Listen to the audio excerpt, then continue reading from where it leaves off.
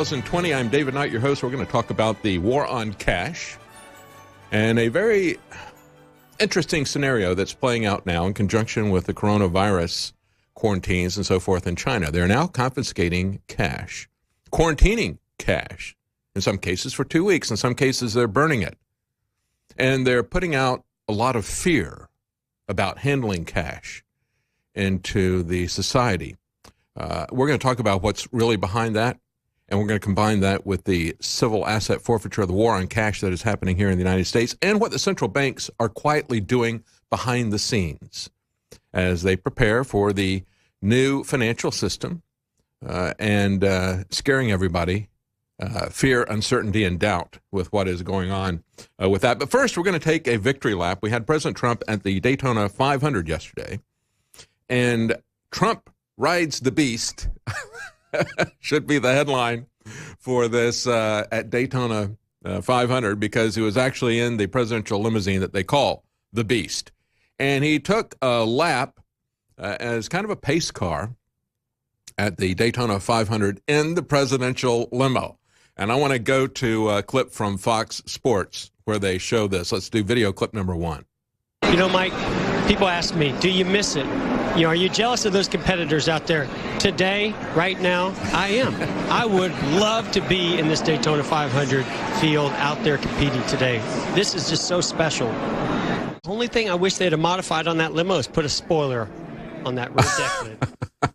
Well, that's one thing they don't need. They probably got, all the James Bond stuff, oil slicks, smoke screens, machine guns, and so forth. They got 5-inch thick windows on it, nevertheless, and 22,000 pounds. That's pretty heavy for a car, isn't it? It's you look at those the banking that's there. I really would have liked to have seen it go up there on the bank. I bet it could easily do that. I mean, they're saying it's only 70 miles an hour. We've been told it depends on the radius of the turn. But I took my family in a Previa van onto the Charlotte Motor Speedway once.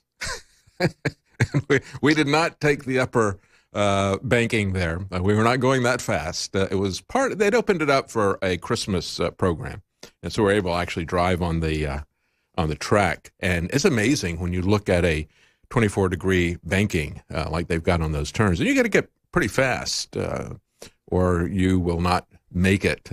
It'll roll you down the hill.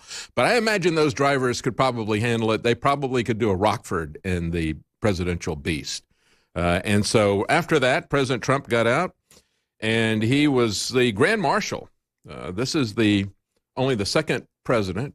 President Trump is only the second president to actually attend the Daytona 500. George W. Bush did it back in 2004.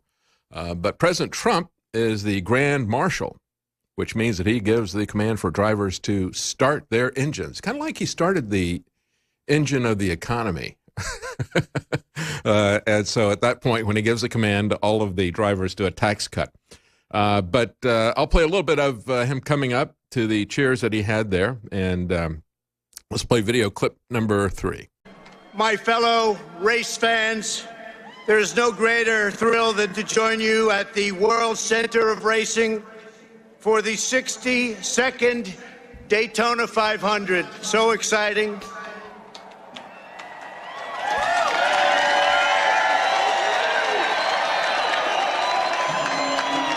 The Daytona 500 is a legendary display of roaring engines, soaring spirits, and the American skill, speed, and power that we've been hearing about for so many years. The tens of thousands of patriots here today have come for the fast cars and the world-class motorsports.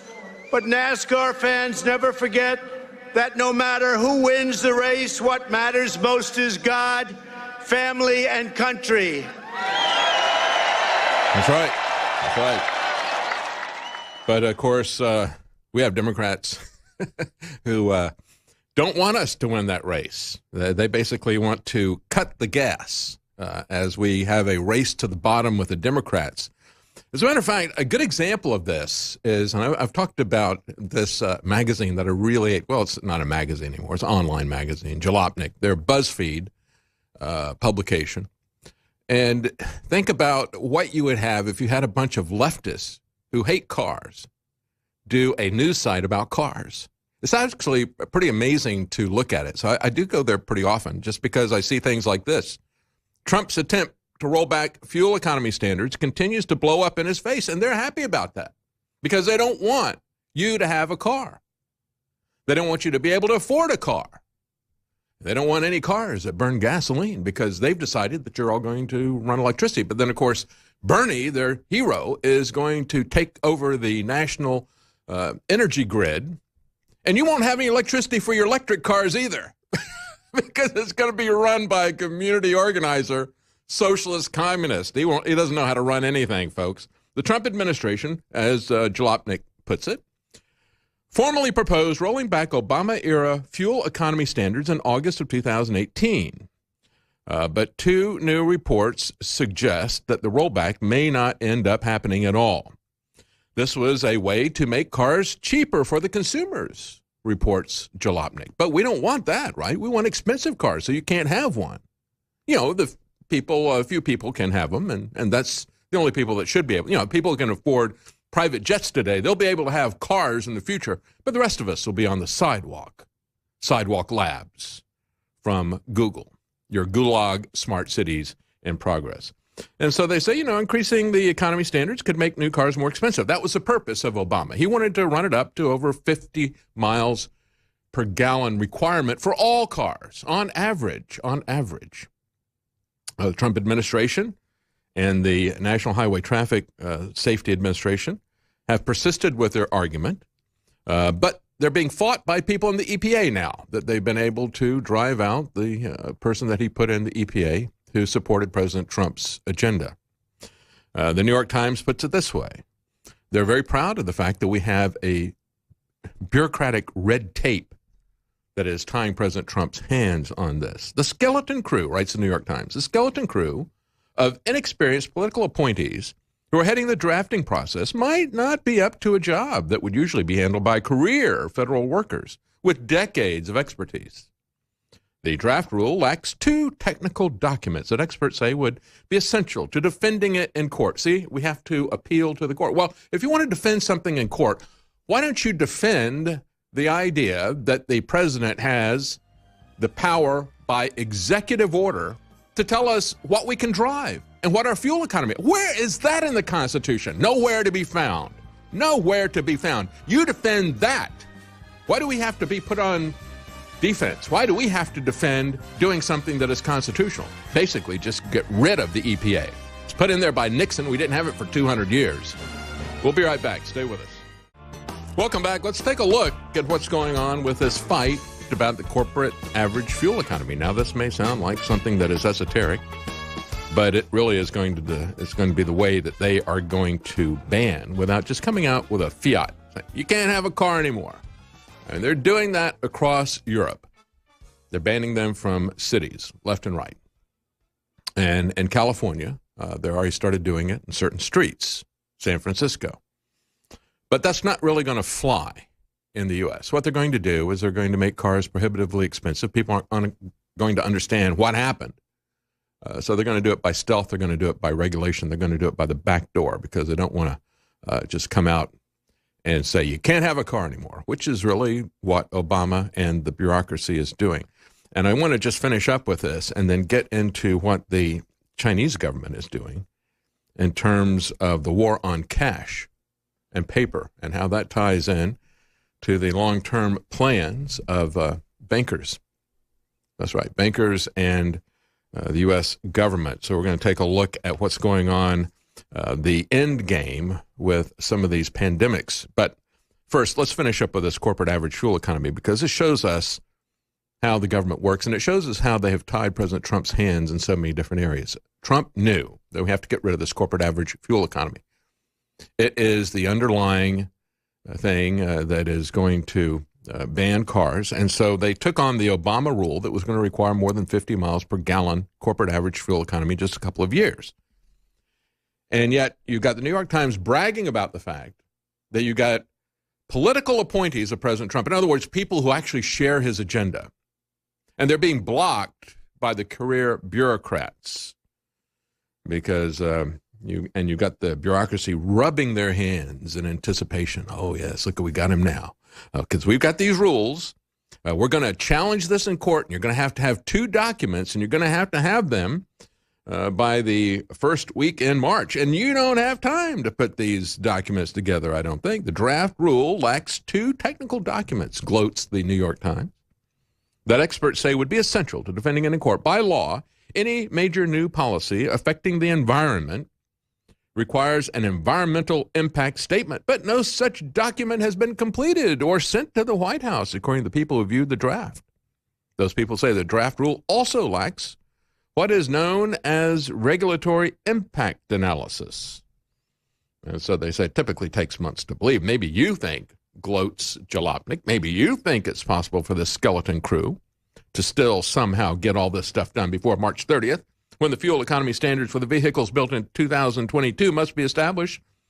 But we don't. We got them, right? There we go. Gotcha. Plain gotcha. Because we got multiple reports that you haven't filed, and we're going to sue you in court. We're going to tie this up. Yeah, this is the Byzantine red tape that the bureaucracy is using to essentially destroy our society. These are the emissions of pettifogging bureaucrats, tying you up in the details, and nobody ever calls them on their bluff. Where do you get the authority to do any of this stuff? Where does Obama get the authority, by executive order or by his bureaucratic subordinates, to say you can't have cars anymore? You're going to have average fuel economy. It's going to have to be, let's see, 50. They won't be able to make that in time. 50. And if you don't make it, can't have a car. Well, they just do that. Just like he did that with the DACA regulations, right? The Dreamer stuff. Yeah, it's not really a Dreamer Act. They had multiple Dream Acts. They never passed through Congress. So you just had the Obama administration, his Homeland Security Secretary, say, well, we're not going to enforce the law. Deferred action on childhood arrivals, including people up to 30-some-odd years old. So, yeah, we're just not going to enforce the law. How about that? And when they say, we're not going to enforce the law, and President Trump comes in, his administration says, we are going to enforce the law, the courts say, you can't do that. The courts say, you can't enforce the law. You can't overturn the previous president's executive order. Why? Not because it makes any legal sense. It's like what they're doing to Roger Stone and General Flynn. We ought to start calling their combined cases the Flintstones. Because we've got some bedrock legal principles here that are being reduced to rubble. Reduced to rubble. So we're going to take a look at that. Coming up in the program, we had Richard Proctor on to talk about the Constitution on Friday. We have him on every couple of weeks. And we missed the last segment where we wanted to tie stuff together. So I wanted to get him back to talk about that. And we're going to talk about the fact that these people are crowing. They've got a March 30th deadline. And the people who want to get rid of Obama's regulations haven't done all their paperwork. They got a little bit more red tape they got to do. And I don't think they can make that deadline. Well, you know, deadlines don't really seem to matter to these people when it comes to their stuff, because we had a deadline for the Equal Rights Amendment that was 1982, and yet we just saw the Virginia Democrats run through and say, now we're on board with the ERA, right? Well, you know, you're only about 40 years late. But, you know, what's 40 years among Democrats? That deadline doesn't matter. But they're saying, you know, we got this March 30th deadline for 2 reports. You're not going to be able to make that. So we'll talk about the process and whether or not this revived effort by the Virginia Democrats to try to ram through the ERA. You probably don't even remember what the ERA was about, do you? I don't really. I remember the big fight about it. And again, that was 40 years ago. It was 1972 that they began the process to put in an amendment, the Equal Rights Amendment, which was radical feminism and quotas and so forth. That's all you need to know. Quite frankly, you look at the Equality Act that the Democrats in the U.S. House have run through, and that's probably even more damaging than the ERA that we all fought 40, 50 years ago. But it was 1972, and typically these amendments, since the 18th Amendment, since the amendment to prohibit alcohol began, since that time, they have put a 7-year limit on the time that it takes to put an amendment, to get an amendment proved.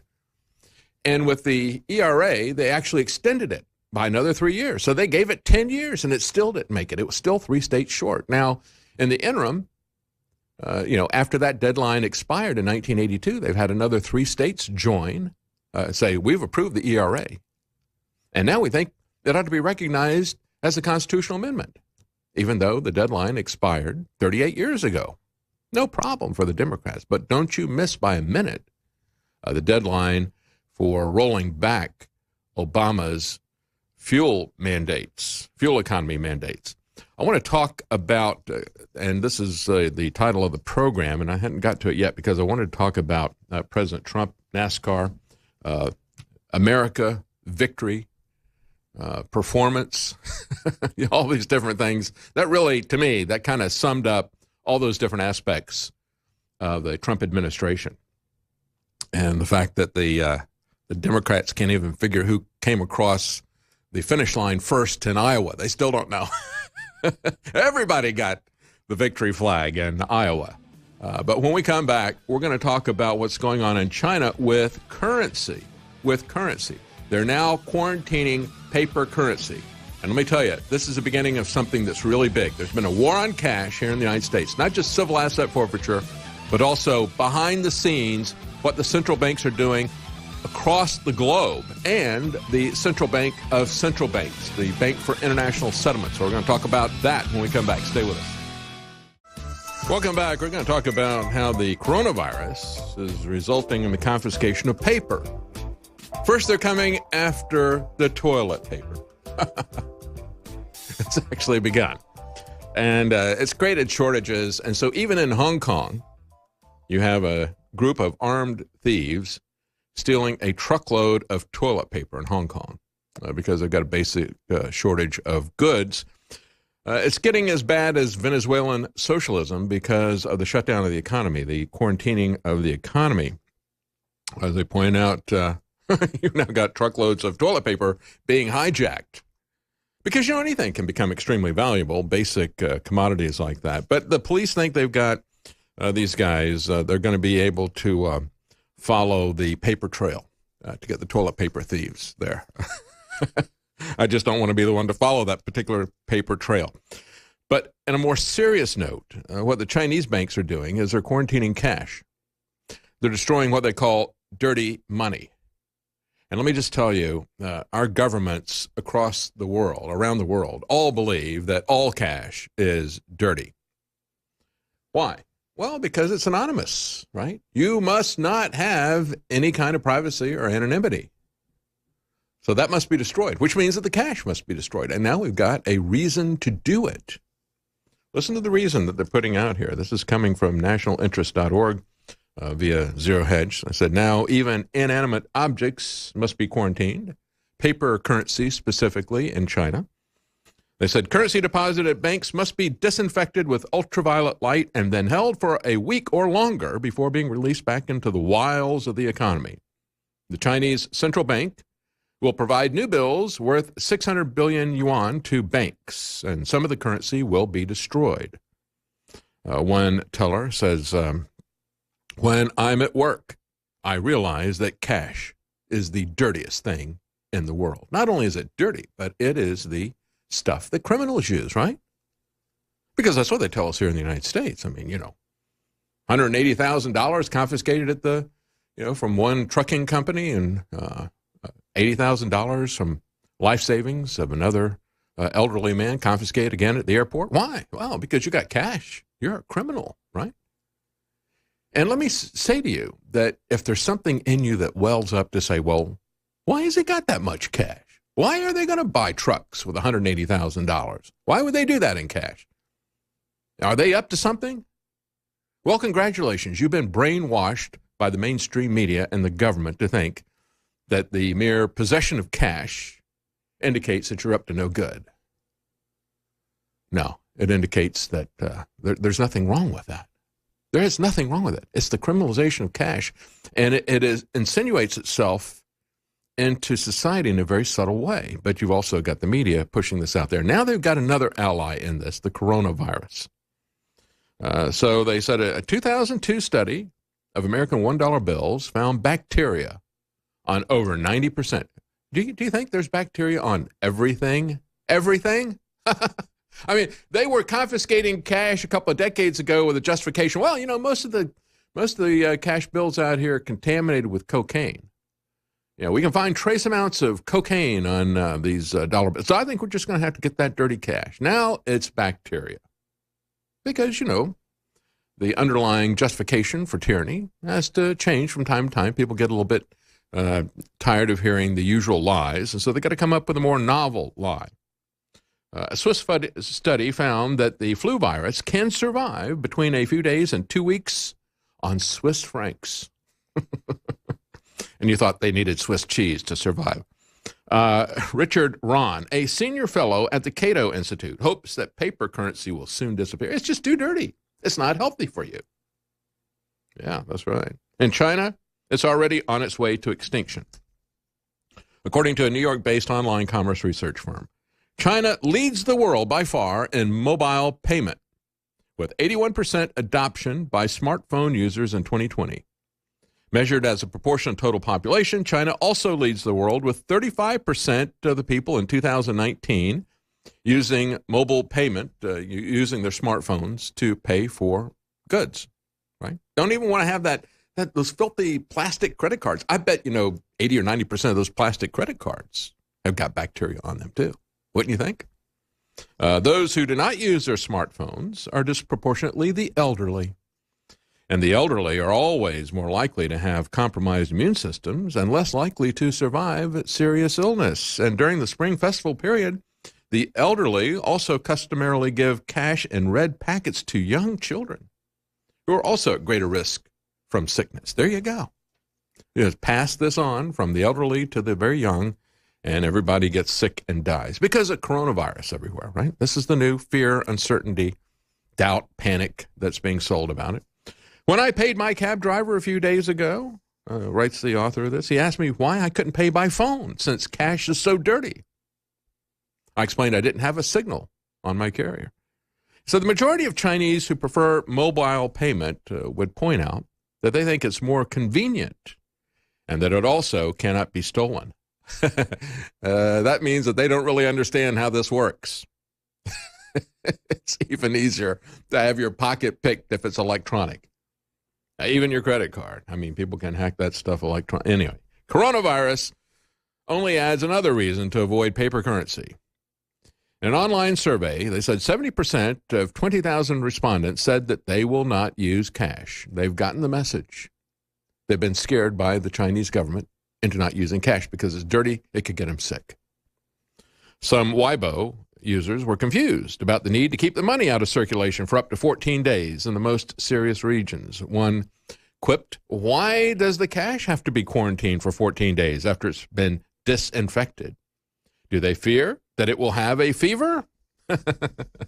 So this is where this is going. But what I find interesting about this is I had a white hat cybersecurity expert who will send me information from time to time anonymously because he is on the inside of a lot of these war games. He sent me some stuff like January 23rd to 27th, about 3 weeks ago, I guess.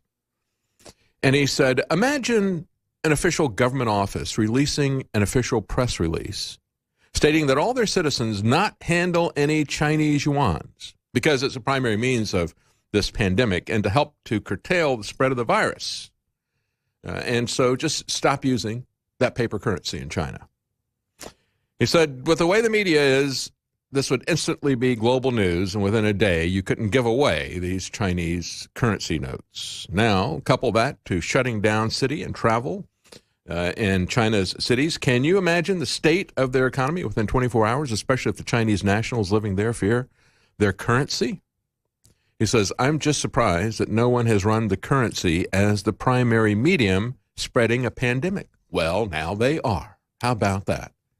As a matter of fact, he told me that was part of the war games for Dark Winter version 2. Hey, here's how we can confiscate cash. We can spread more fear, uncertainty, and doubt. We can collapse an economy of another government. We can just say, hey, I think their currency is, they got a pandemic going on. They got an epidemic going on, and we don't want this to become a pandemic, so we're going to basically ban their paper currency because it's dirty.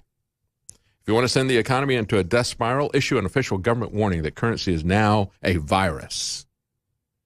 And currency must be burned, or people must stop using it immediately due to health concerns.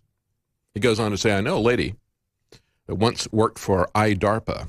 She suggested that I contact you about dark biolabs, but she absolutely refused to come on and talk to me. No, I'm not going to do that. She said, basically, the Intel black hats have designed, in their scenario, designed a front company. They hire a stooge for a CEO. They set up a dark, rather sketchy, not so secure research lab in the U.S. If anything goes wrong, the CEO, stooge, is thrown under the bus, the company collapses, and another one takes its place. But she said even the official labs are not very secure. They don't pay much attention to the laws. Who polices the laws on the book? Who polices the government? Nobody cares. And we'll talk about that coming up in China as a good example of that. These people are new to it, and they don't have a lot of oversight, do they, in Chinese communists? Welcome back. I was just talking about the scenario that has been discussed within government circles. I told you that, told that anonymously by somebody who in on these war games that they do with biological warfare. Biological weapons. You know, this stuff could actually get out by accident or deliberately, and we could have a front company, and we could blame it on them and just throw them under the bus and shut them down. But, you know, hey, it just doesn't have anything to do with us. We didn't do that deliberately. It's not a theory that this stuff can get out. It's an inevitability, and it already has. I mean, just take a look at the Lyme disease situations that we've had, and many others as well. But let's talk about the money aspect of this. As you've got the Chinese government now saying, we're going to quarantine cash, we're going to expose it to UV light to kill the virus, and then we're going to still keep it for another 2 weeks. Some of it we might even burn after we do that. And they're now using that to tell everybody how dirty cash is, how you don't want to touch this stuff. You just want to pay everything electronically because that's safer, right? Nobody can steal your money if it's all electronic. They actually put that out. Just like nobody can steal an election if all the voting is electronic, right? These idiots that are getting ready to do they call them Democrats, the idiot party, the idiocracy. They're getting ready to do another caucus in Nevada. And although they got rid of the Buttigieg shadow app, they're still using Google because they said they need to have this online web tools from Google to handle the complicated math.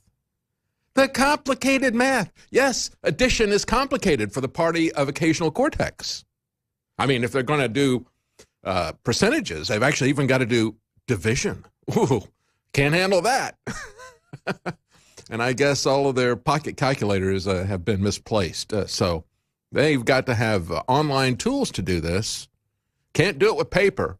Can't do it because, mentally, they can't handle the complicated math. And so these are the people who think that stuff is more secure when you put it on a computer, like your money. So let's talk about the goal for a cashless monetary system and how this is being implemented by the banking elite. This is an article by Stephen Guinness on Zero Hedge, and it gives you a little bit of background. Go back about 6 years. Back in 2014, the Bank of England became the first central bank to publish research on digital currencies through their quarterly bulletin. They said the key innovation of digital currencies is the so-called distributed ledger, quote unquote, which allows a payment system to operate in an entirely decentralized way without intermediaries, such as banks, except as you're going to find out, the banks are going to be the ones controlling that as well. They're not going to cut themselves out of the loop. So anyway, an area of interest that has gotten scant attention is the, quote, utility settlement coin, abbreviated USC. They talk about this so frequently that they have a three-letter acronym for it, USC.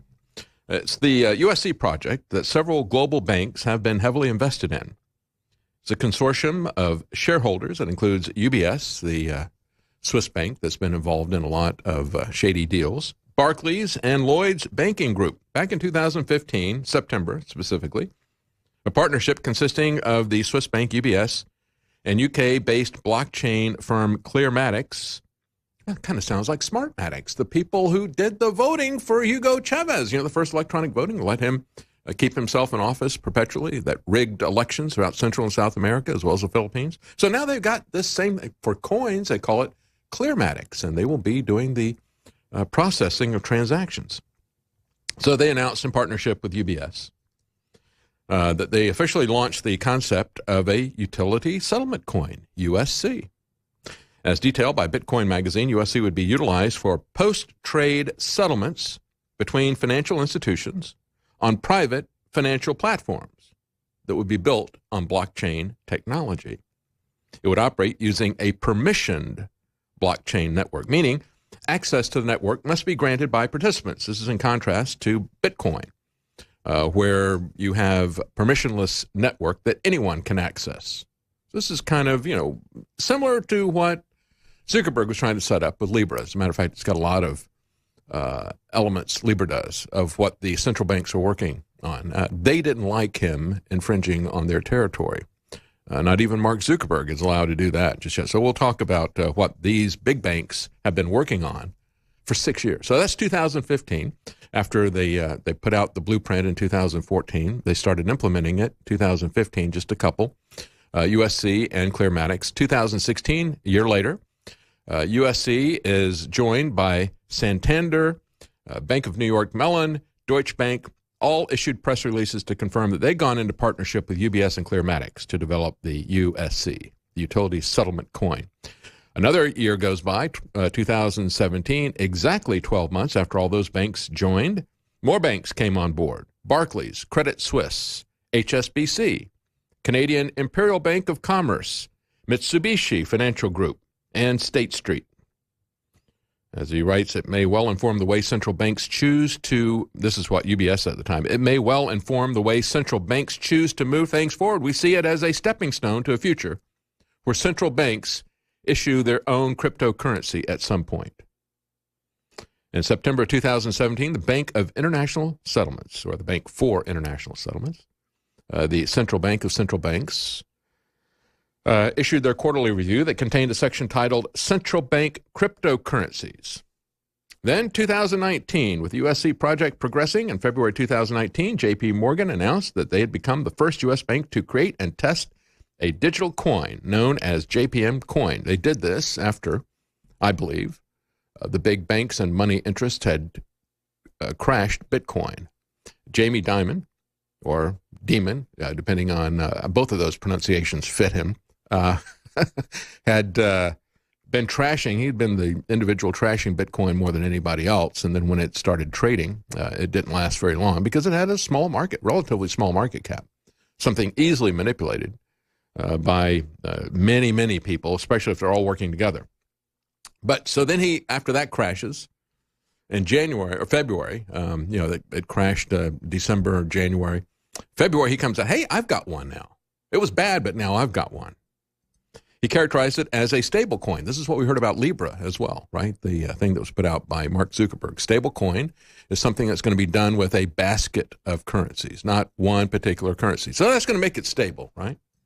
So if you take a bunch of unstable fiat currencies and you put them in a basket, now it suddenly becomes stable. A few months later, the first soundings began to emerge of the utility settlement coin entering a new phase of development. And in May of last year, Reuters reported that some of the largest banks in the world were in the process of investing up to $50 million, chump change for them, to create digital system using blockchain technology to settle financial transactions. And I find it a bit ominous that the name they gave this is Finality International. Yeah, we're at the end game here. We've created this thing called Finality International, and the Bank of International Settlements, or the Bank for International Settlements, has had two conferences this last fall, September, then in October, to push this. And Stephen Guinness writes, as I've written about before, the Bank for International Settlement is central to the agenda of digitizing money at the expense of tangible assets. Why? Because tangible assets are private. They are anonymous. And if you want to centrally control everybody and everything, you have to remove cash. And that's exactly what they're doing now in China with the coronavirus. So when we come back, we're going to talk about a couple of developments about the coronavirus itself. We'll also talk about the geopolitics of bioweapons and what's going on with this new vault that has been created up in Norway. This is something else to take a look at, the GM seed, non-GM seed vaults. This is the heritage seeds. But folks, if you want to prepare for, there's a lot of things that can happen. I mean, as you look at all these contingencies, all these uncertainties, I mean, these people are doing everything they can to make you dependent on them. I mean, even when we look at our supply of medicine, people are sounding the alarm, talking about the high percentage of our medicine that we get from China. 80% of active pharmaceutical ingredients that are needed for even domestic drug production come from China. 97% of all antibiotics come from China. What if they shut it down? What if it's dirty? I mean, you're worried about cash? Are you worried about that? Take a look at the products that we have at InfoWarsStore.com because, folks, now you need to start thinking seriously about prepping if you haven't done so.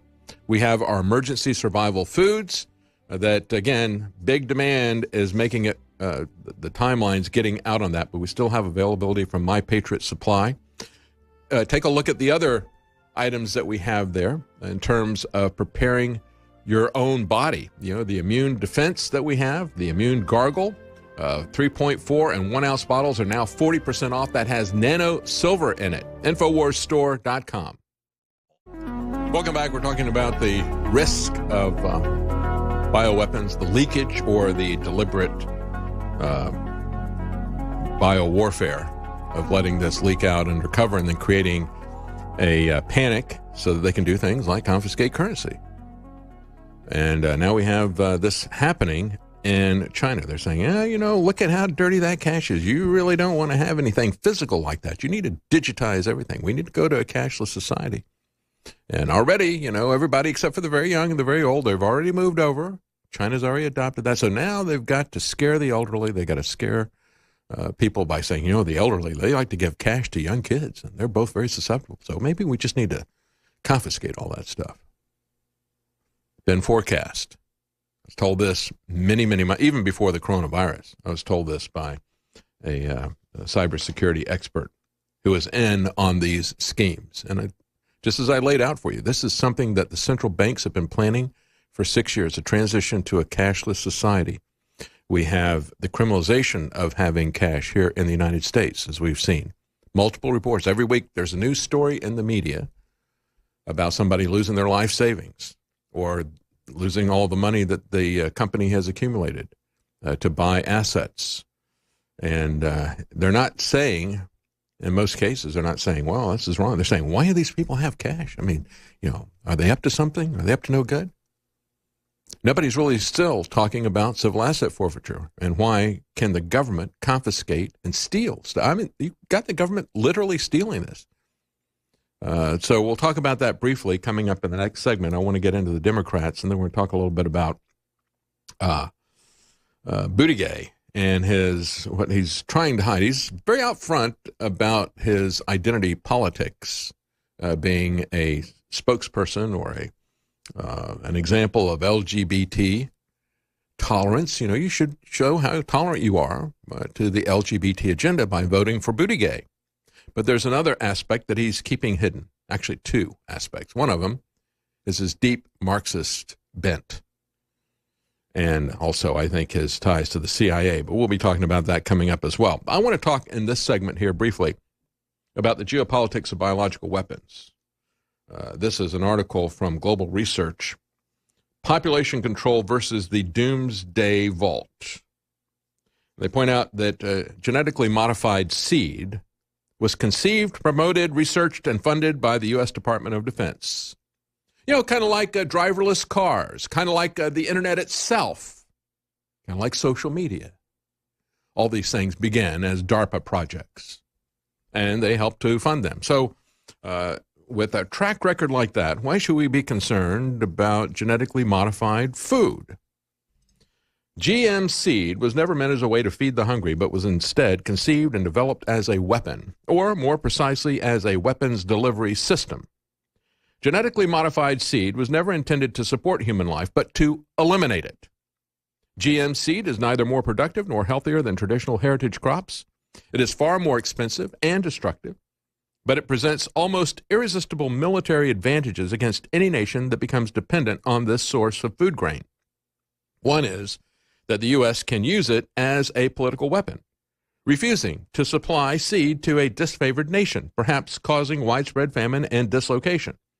The other is more sinister, in that many groups have experimented with gene splicing technology, inserting unrelated DNA into various seeds. Now, before we go into that, let me just add to this and say, how does this work when you can withhold food and starve a nation like that? Well, we've already seen this happen in India. You have massive, and I've reported on this 5-6 years ago, massive suicides with farmers in India who had been lured into using Monsanto's genetically modified seed. They would genetically modify it so that it would grow, and the farmers could use Roundup to keep down the weeds and not kill the crop. The problem is that after they sprayed the ground with Roundup, now nothing would grow except for Monsanto's GM seeds. And then Monsanto started tightening the screws down on these people, and they couldn't make a living. They had to buy the seed every year, and they were going bankrupt and committing suicide. Welcome back. You're worried about a biological weapon where they bring in a dangerous disease? CDC calls it a select agent. They bring in a dangerous disease. They make it more dangerous, a greater risk of fatality, and then they make it more easily spread. And they call that a select agent. It's why the people at CDC, in my opinion, wear the military uniforms, because they're part of biological warfare. You think that the vaccines aren't a part of that? You think that our food is not a part of that? Well, let me try to convince you otherwise, then, if that's what you think. For example, I just talked about how it could be used as a weapon. You know, you go in, just as we've already seen in India, you get people hooked on Monsanto. You know, we'll sell you a seed that is resistant to glyphosate, to Roundup. And so you can buy this seed, and then you can spray your soil, and it'll grow, but nothing else will grow. And then you have to buy that from them every year. See, in the past, the farmers could set aside some of their crop and produce their own seed, but now they have to buy that seed every year. And they're at the mercy of Monsanto's pricing. And they can't get off of that because they've now poisoned their soil so that nothing else will grow through that glyphosate. Not to mention the fact of how the glyphosate gets into the water supply, gets into other foods, and how it sprays over into adjacent fields and so forth. And so that's the sort of thing where the U.S. military could just withhold those seeds, and now you've poisoned their land, they've poisoned their land, and now they can't get the seed to grow anything. But then let's take a look at the other aspect of this, and that is the gene splicing to put in other types of attributes. In this article from Zero Hedge, actually it's from Global Research, we say in one case in Canada, a government department discovered an antifreeze gene in the blood of fish who are living in Arctic waters that allowed them to survive in sub-zero temperatures. So they spliced that into Canadian wheat crops. See, this is the difference between selective breeding and genetic modification. You can't breed fish with wheat, right? An extreme example. And yet, even though one is the animal kingdom and the other is a plant kingdom, because they have a common designer, God, you can take elements from one and combine them across these different kingdoms. The same thing is true of animals that typically would not breed with each other because they're not the same kind of animal. But you can do that gene splicing. That's very different from what we've done for, entire human existence, where we selectively breed dogs to produce extreme variation, right? No. This is combining things that are completely alien and splicing them in genetically. And so that allowed them to produce wheat that could grow in freezing temperatures. Monsanto then did that with tomatoes.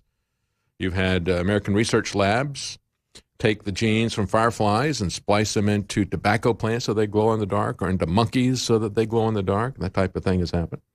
The U.S. Defense Department has invested huge sums in research directed to splicing lethal genes into crop seeds, including things like smallpox, bird and swine flu viruses, coronaviruses, the plague, AIDS, and many more.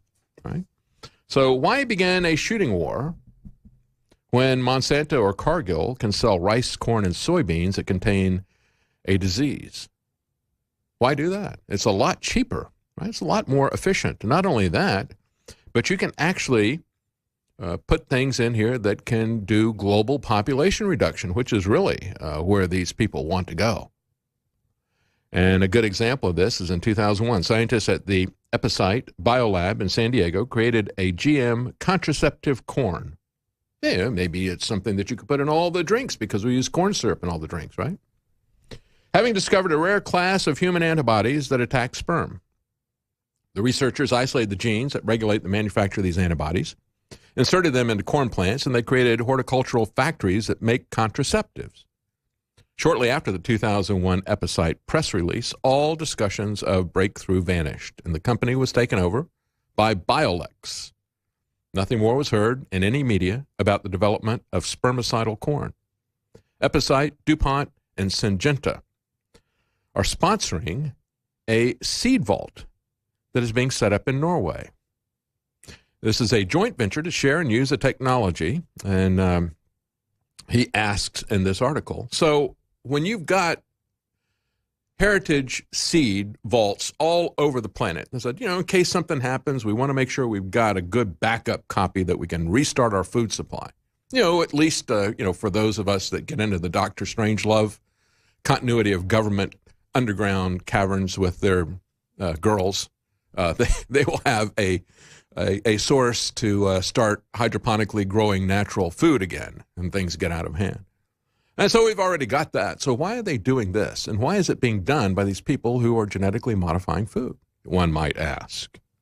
Now, his idea is that, the stated purpose, we're told, is to store the entire world's heritage seeds, but that's already been done. Promoters and financiers of this venture, however, the same people who control the genetically modified seeds and who have been among the most outspoken proponents of drastically reducing the world's population. People from the Rockefeller and Gates Foundation, Syngenta, DuPont, Monsanto, these are the same people who are actively destroying crop diversity all over the planet. So why would they suddenly get religion and decide to save in Norway the same seeds that they're destroying everywhere else? Some time ago, William Engdahl wrote an excellently researched article on the subject of the seed vault, and he arrived at the same conclusion, that the vault was created as a storehouse for lethal biological pathogens, the DNA of which can be combined with genetically modified seed and unleashed anywhere with the help of these same seed companies. No other use would explain the list of participants or the need for a remote location and a virtually nuclear-proof security. To give you the idea of what is involved in the security, not only did they put it near the North Pole, I guess you could say that's kind of DARPA's Fortress of Solitude for the Übermensch, right? The master race, not Superman, but the Übermensch. It is virtually inaccessible just because of its location. But then, over and above that, according to their press releases, the seed vault has dual blast-proof doors with motion sensors, 2 airlocks, walls of steel reinforced concrete 1 meter thick. That's better protected than the president's beast they just drove around NASCAR. There are no full-time staff, but the vault's relative inaccessibility will facilitate monitoring any human activity. And again, they're saying this is to store the very seeds that they are so intent on destroying elsewhere and replacing elsewhere. So is it a coincidence that these same organizations who also are bent on population control, from Norway to the Rockefeller Foundation to the World Bank, that they're also involved in this seed bank project? I think not. I mean, it's just another example of the importance of prepping. We look at what's going on with this coronavirus. Now we've got Daily Mail, and you have, it was, when this first came out, I pointed out that they had their first biosafety level 4 lab right there, and that it had been set up in 2017. Subsequent to that, we realized that they had been working, they had actually bought a high-ranking, actually he's chair of the chemistry department in Harvard. He's now been indicted criminally for a technology transfer to the Chinese. They had a military officer who was involved in smuggling stuff to Chinese people out of that lab and also out of Canada at the same time. So I pointed that out as that came out a couple of days after that. But I had pointed that out weeks ago about the connection of where this biosafety level 4 lab was, how ridiculous it was. I think this came from bat soup, especially when the lab is right there. The next day, the Daily Mail showed how close it was to that food market. And now the Daily Mail has an article from the South China University of Technology. And they say that, quote, the killer coronavirus probably originated from that lab in Wuhan. They point to research on bats and respiratory diseases that were carried out by the Wuhan Center for Disease Control. That's the same, by pointing that out, by the way, that was what got Zero Hedge banned from Twitter for pointing out the truth of that. They said that the possible origin of that was disease-ridden animals kept in the laboratory, including about 600 bats. Also mentioned accidents and accidental releases of these animals from that lab. We'll be right back. Stay with us. All right, we've got the Nevada primary caucus coming up this Saturday. Let's talk a little bit about moderate Democrats. Is that an oxymoron or what? We got Amy Klobuchar. She is the poster child for a moderate Democrat, right? She says she would raise the state taxes by $100 billion. That's moderate, isn't it? Yeah, for a Democrat, perhaps, rather than Bernie Sanders, who just wants to steal everything from everybody. But it was kind of interesting when Amy Klobuchar and Steyer went on an interview, and they were asked by a Hispanic reporter, or I guess interviewer, they were asked to name Mexico's president. And I want you to hear this cringe-worthy video, because this is a Aleppo moment for the Democrats, especially for Amy Klobuchar. This is something that is going to basically keep her from getting the nomination, I think. Totally clueless. That's right. Remember when Gary Johnson had a panel of people, and Gary Johnson was taken very serious, even though he was a Libertarian candidate. He is a 2-term governor in New Mexico, and so you had some of the people there ask him, what about Aleppo? And he goes, Aleppo? Aleppo? What are we talking about? He didn't know what it was. I mean, is this a drink? Is it a drug that you would like to have legalized? I'm all for that, he says. Or is it a place? And if it is a place, what is the context of that place? It just happened to be the epicenter of what was going on in Syria. And so in this interview, and let's go ahead and just run the interview, video clip number 5, watch Klobuchar and Steyer, who get stumped when they're asked to name Mexico's president. This reporter is persistent, and he calls their bluff. Video clip number 5. What do you know about the Mexican president? Okay, well, what I will tell you is that I will visit Mexico in the first 100 years. I'll find out who he is. 100 days. 100 days. I will talk to her. She said within the first 100 years. Yes. You would like to be the, Yes. Democratic candidate. Yeah. What do you know about the Mexican president now? Well, I know that he is elected in the last few years. I don't know him personally. I've met with the ambassador, and I was actually supportive of the trade agreement. So I worked with she voted for the USMCA, even though she doesn't know anything about it either. And I ask because it's so important, especially Nevada, California, Arizona, Texas. This is our neighbor to the south. Do you know anything about him? Specifically his politics, what he's doing, since this would be the country you would share a border with? Anything you can tell me about him? I know that they are neighbors, and regardless of who the leader is, that it is someone that I will work with. Do you, I'm sorry to ask, do you know who he is? Do you know his name? Yeah. I know that he is the Mexican president. But can you tell me his name? No. So. Don't you think it would be important, if you're running for president, to know who is the president of Mexico? I know he is the Mexican president. The country to the south of the United States is? Yes. Because it affects so many Americans. Mexican Americans are the largest Hispanic, the largest number of Hispanics in the U.S. are Mexican Americans. Of course it is, yes. Of course, yes, I knew that. Is there anything specifically you can tell me that you do know about Andrés Manuel López Obrador or what he's doing in Mexico that has a direct effect on all of our border communities? Well, what I do know is that we have had issues, of course, with asylum and people coming up. I actually visited Mexico under the previous president, yes. And went there and led a delegation there to work on human trafficking. And I met with the Attorney General at the time, and we had a very positive meeting. So I didn't meet with the president, I met with the Attorney General. This is all we need to see. It gets even more uncomfortable here. But yeah, I intend to go down there sometime during the first 100 years. I mean 100 days. And I will find out on that fact-finding trip exactly who the Mexican president is. I promise. That's a promise to all of those voters out there with divided loyalties who care as much about the Mexican president as they do about the American president. And maybe when she talks about how she passed the USMCA, maybe she ought to ask the question as we did the day before, unfortunately, President Bush, yeah. It's very much like President Bush, what President Trump did, signing the USMCA. You ought to ask why the provisions that are in there. I mean, when you just look at the table of contents of the USMCA, that ought to set off all kinds of alarms. The very fact that Mexico reserves ownership of its petroleum-based resources, why would they do that if it didn't threaten our ownership of those same types of resources? And why don't we have that same kind of protection under that treaty? And that's just the beginning. That's just the very first question you might ask. But, of course, you didn't know the president, AMLO, as many people call him. That's the, he's got multiple names, so they just kind of abbreviated into AMLO, like we have JFK. Didn't know who that was, tried to bluff her way through. And Steyer didn't know it either. And then I guess when they asked Joe Biden, he couldn't even remember his name.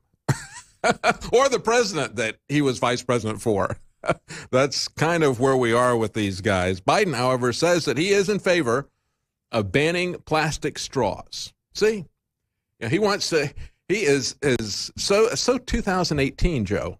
Don't you realize that people have moved on from that nonsense? But he's trying to show how he is all about the environment.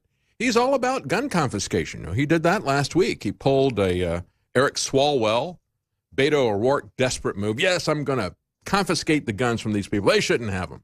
Well, I'll tell you, you are certainly going to see the guns confiscated if Bloomberg gets in. Klobuchar, to try to make up for this disastrous thing, also announced that she no longer wants that English to be the national language of America. She had previously voted that English should be the official language of the United States. Why is this important, folks? I'll tell you why. It's because we can't even agree what the Constitution says when everybody's reading English. What do you think people are going to, what's going to happen when we've got multiple languages? We've got the Supreme Court and judges everywhere telling us, no. You think you understand English, and you think you can read the Constitution, but I'm going to tell you what it really says. It doesn't say that. We will never, ever get it back if we don't have one language that everybody has to put this in. That's the whole game that is played by the left and by lawyers. It's labels and it's language games that are being done. As Joe Biden says he wants to ban plastic straws, the Democrats in Hawaii, just like the Democrats in Oregon, I pointed out how they had over 1,000 trucks show up to protest the second time the Oregon Democrats decided that they were going to carbon tax the trucking and timber industries out of existence. Well, they're doing that in Hawaii as well because, again, the common illness that these two states share is called Democrats. What they have proposed is carbon taxes, and listen to the level of the carbon taxes. A tax on gasoline would begin at $8.22 per barrel in 2021 and top out at $23.16 in 2030. Why 2030? Well, because they're implementing a UN agenda. How does that break down to per gallon of gas? Well, when you look at it, there's about 42 gallons in a barrel of crude. They get about 19 gallons refined gas out of that. So that begins with a 43-cent tax on gasoline and ends up with $1.21. For diesel, it's even more. It gets up to $1.38 a gallon. They're going to make it impossible for you to drive a car at the same time that they are adding all these other regulations. And if that doesn't work, they'll just outright ban them. We'll be right back. Stay with us. Welcome back. We just talked about the moderate Amy Klobuchar, and I want to move on to the other moderate, Buttigieg. Joining me in studio is my son, who produces this show, Travis Knight. And Travis, before we get into Buttigieg, as I was looking at this story about the armed thieves stealing a truckload of toilet paper, I'm reminded of that armored truck incident that we had in Nanning. Remember that? Yeah. Tell the audience about that. So we were in a shopping district. It was incredibly packed, people everywhere. Yeah, and this armored, solid. Yeah. Just solid. I mean, you can't even imagine anything like that here in the United States unless you go to New York City on St. Patrick's Day or something like that. It's wall-to-wall people. Yeah, streets everywhere. And so we're in this little shopping district, and this armored car rolls directly in amongst the people. They don't care. Everyone has to get out of their way. And about 5 or 6 guys jump out of the back in full tactical SWAT gear, and they just level their shotguns at the entire crowd. Yeah, talk about muzzle control, no muzzle control.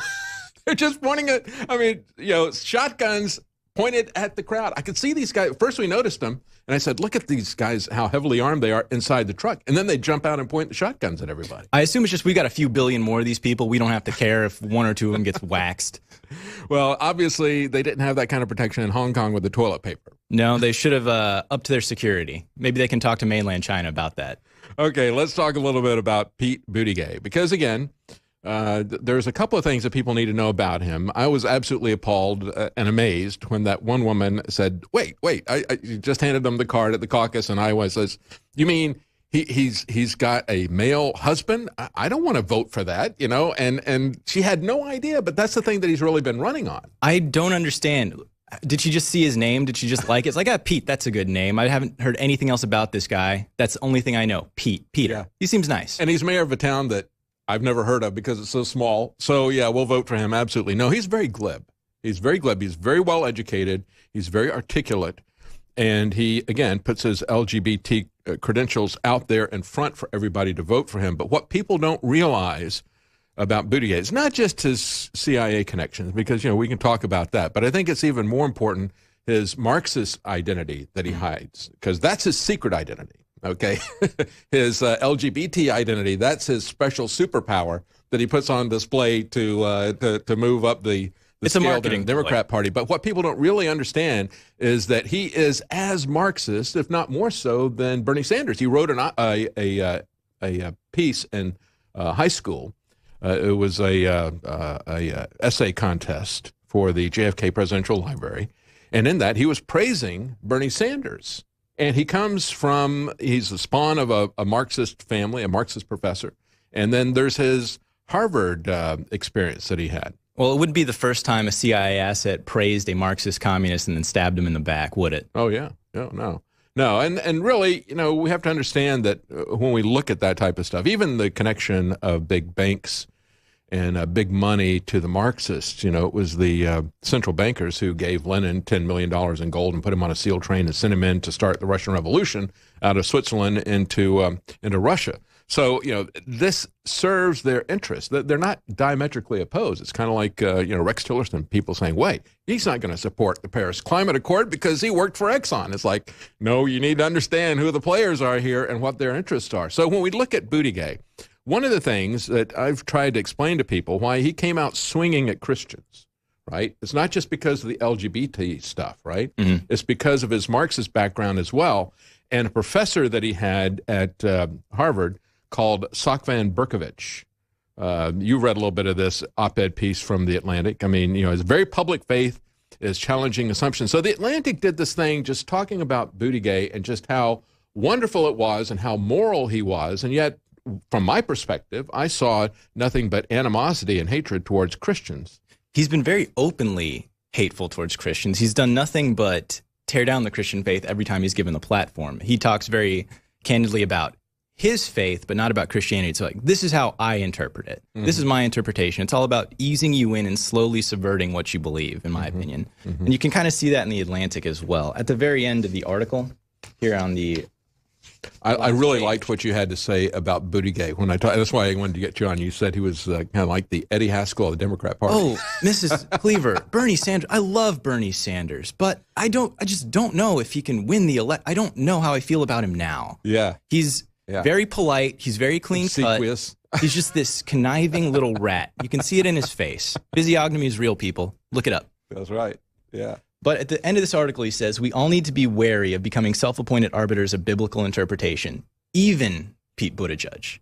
even Pete Buttigieg, because he's on a pedestal. He is the person that is more qualified than you. But even he's going to define life as breath, right? And so because it's breath, that means that you can kill a baby. And he supports infanticide even after the baby's breathing because has survived an attempted abortion. He would still kill it. So he's not even consistent with his own definitions. Absolutely. He's a completely created character by the CIA, obviously. Yeah. To me, I see him as, when you go, you'll see all these pictures from pride festivals around the country with all the gays and everything that they get into.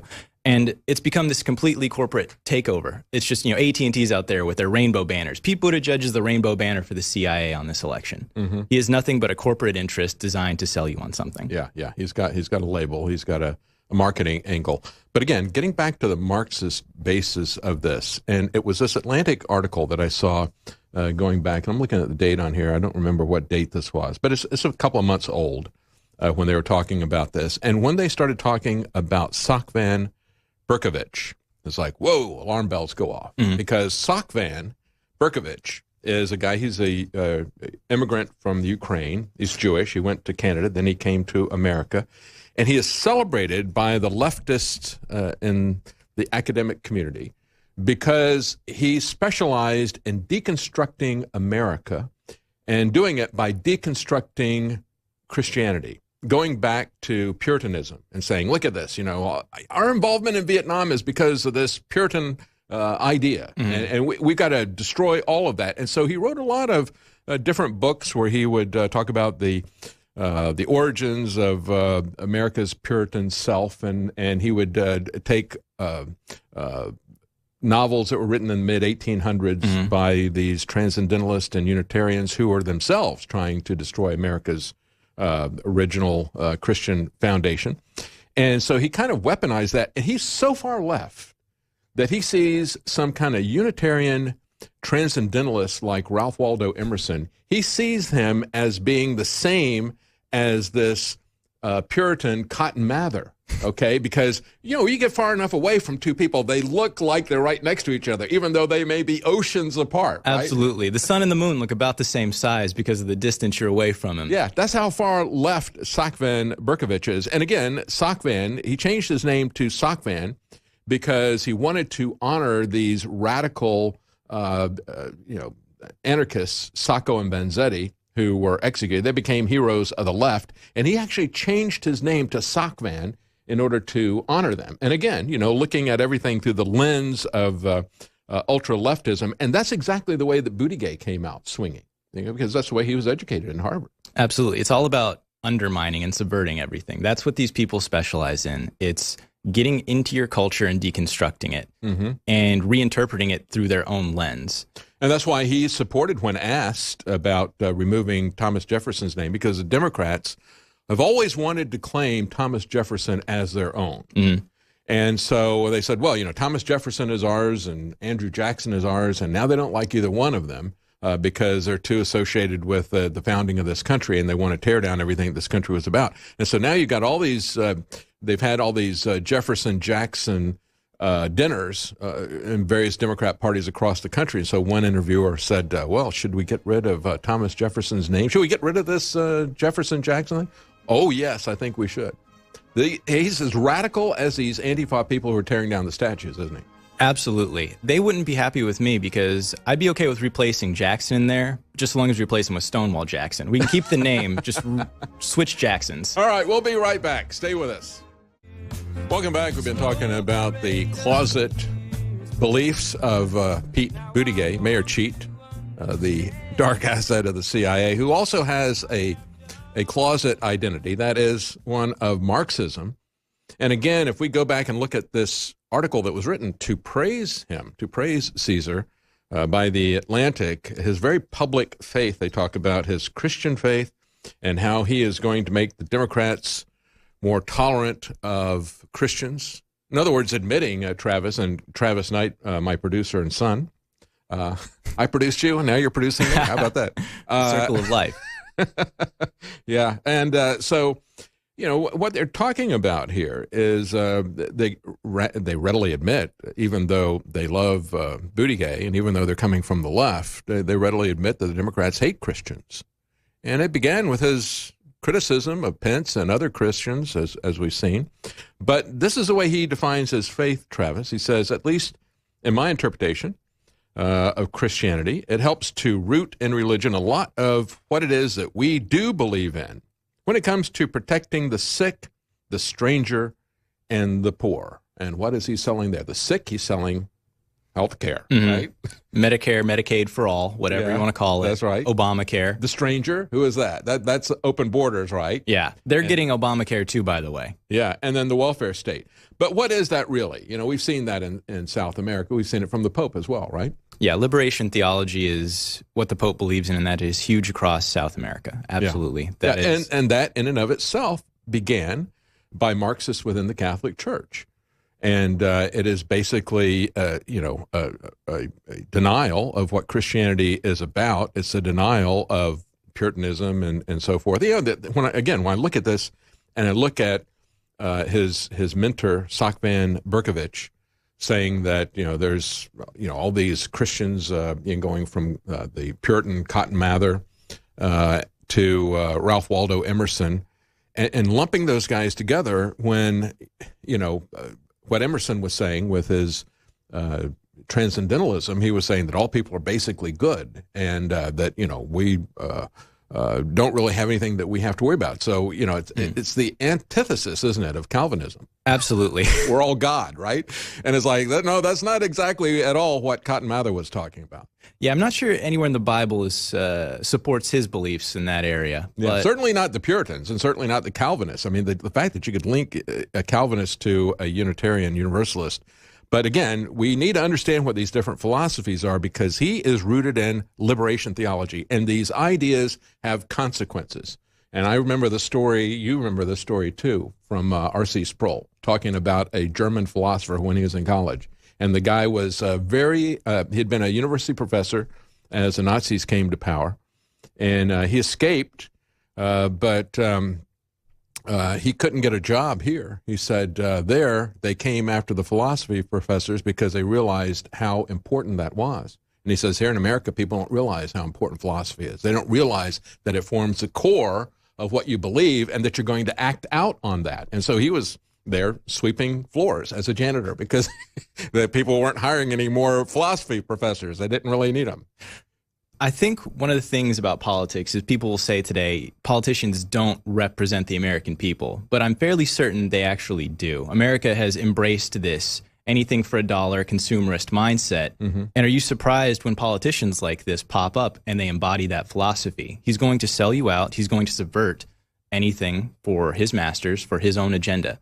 He's here for himself and for the people like him. Yeah, you and I look at him, and like you point out, he looks to you like Eddie Haskell. Sounds like him. But a lot of people are taken in by the fact that, we saw Michael J. Fox say, well, I endorse this guy because all these other people are just yelling at me. Bernie is yelling at me. Biden is just, wallowing in his grief and negativism. Railing at the clouds. Yeah, exactly. And Booty seems to be real optimistic, and he thinks that he can solve things, but yet he's never solved anything. He's never run anything. He's like Barack Obama, the other CIA candidate, who was just a blank slate coming in. Again, he's a complete CIA creature. He's an asset of the political establishment. He's very polite. He's very polished because they want to go back to the don't ask any questions. We're going to do politics in the dark. We're going to be very, very stately about it. We're going to sit in these rooms where you don't watch. It's boring. You're uninterested. And we're going to strangle you. Yeah. We're going to crush you slowly without you ever knowing it. They're tired of Trump calling them on their nonsense. They want to go back to where they can just lie straight to your face. Yeah. And the news media is going to be okay with it. There's Eddie Haskell right there. Yeah, just leave it to Beaver. Eddie Haskell's a bit better looking than Pete Buttigieg is. Well, when we look at this, and he talks about how they have compassion for the sick, the stranger, the poor. And the thing that puts the lie to all of that is the fact that he can't have any compassion for an innocent baby, right? That they would let an innocent baby die. And he's made that very clear. I would not stand in the way of somebody doing a full-term abortion or an after-birth abortion, right? And when we look at all of that in light of the fact that now we have, making the Drudge Report today, the fact that an orangutan has now been granted personhood. And so I'm wondering, is this because they think that he'll make a good Democrat voter, or is he going to basically once he starts looking at the rhetoric of the Democrats, this new orangutan is going to say, wait a minute, they're saying Orange Man is bad? Maybe he's my guy, right? I've seen some orangutans at the zoo, and I'll be honest, they look a bit more intelligent than your average Democrat voter, so we may have just gotten another one for Trump. The sad thing about it is that this whole thing about personhood, right, this goes back to the debate about abortion. You now have, it used to be with Roe v. Wade, they would argue that the babies aren't human yet, right? That in the early stages, and again, this is the idea that goes back to Ernst Haeckel, Darwin's bulldog, that you go through these various evolutionary stages, right? Phylogeny recapitulates ontology was what Carl Sagan would say, and everybody was like, whoa, I don't know what to say about that. Big words. Yeah, so, that's the idea that they would put out there. It's not a human at that point, right? Now you've got the abortionist doctors, like this black abortionist killing black babies in D.C., going on a talk show, and he says, no, it's a human. It's going to be, what do you think it's going to become? Of course it's a human. It's just not a person, right? And so now they can say that an orangutan is a person, but a baby is not a person, even after the baby has gone full term and it survived your attempts to tear it apart in the womb. It's still not a person. To me, this is more of that, where they put it in your face. They show you just how much they hate you. First, they tell you that, human life has no value. We have to get rid of humans. We have to kill babies. But monkeys matter. This orangutan matters. Exactly. You are worth less than an orangutan. Well, it's what Joker Phoenix was saying, right? We need a few billion less people on the planet and a few more orangutans. We need to stop artificially inseminating cows. It's like, no, we need more beef. We need to stop milking them, and that's what they're talking about. Again, it's speciesism, and so they're going to honor every species except the human species. And we have this article from Yahoo about the UK philosophy professor, Patricia McCormick. And she is now going the next step. We've had AOC and these others saying, well, I don't want to bring a child into this world that's melting down. But she says, no, she's an antinatalist. She just wants to kill people. A female professor was your first mistake. This woman is she's probably wasted her entire life in school. She's probably past her 30-year-old point, and she's realized that she has no chance of having a child at this point. She's made herself completely insufferable to men, I assume. Well, she is deep into what she calls post-human ethics. She's a goth, and she lists on her resume here, feminism, queer theory, post-human theory, body modification, and animal rights. And again, this is what we just see with this orangutan, right? Animals have rights, but humans don't have rights.